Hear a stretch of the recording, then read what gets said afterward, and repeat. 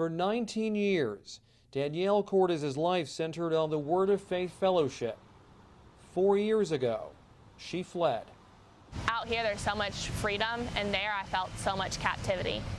She left the church and her family.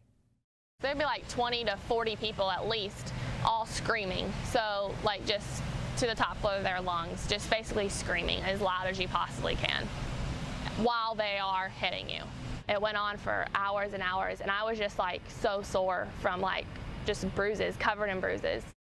For the first time, as part of an Associated Press investigation, 43 former church members are sharing their stories. It hurt too much. So now when I think about it, it's really hard.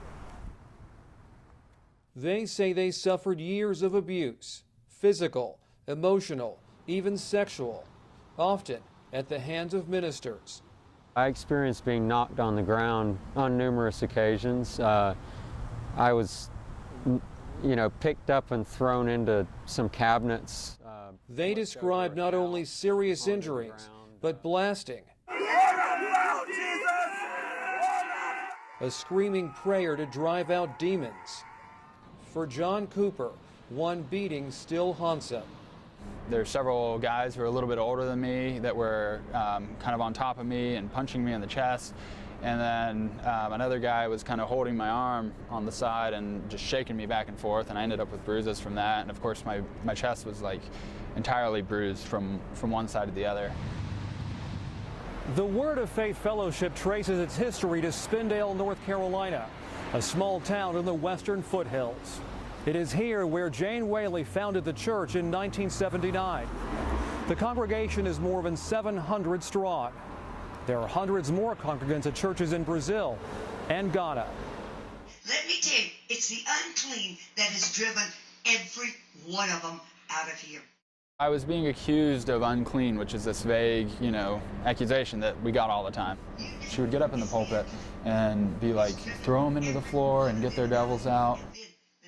From what they wear to when they have sex, former church members say Jane Whaley exerts strict control.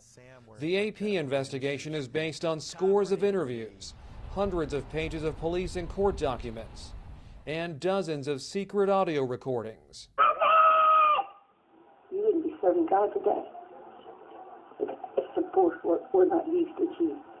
Former church members say in recent years the assaults grew more violent. They worry the victims could number in the hundreds.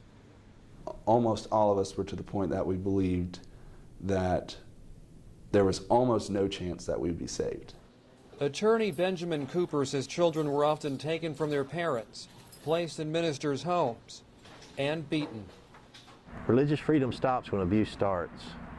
And in my opinion, the abuses have long since outrun the defense of religious freedom.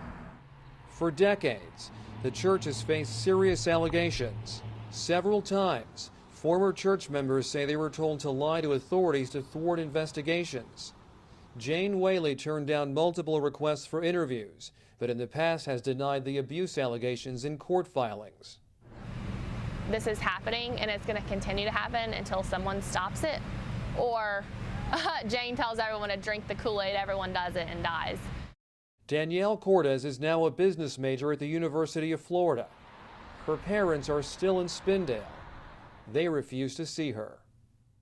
I mean, I love my parents, and there's nothing I can do to get that back right now. I completely block them out of my mind just as a coping mechanism.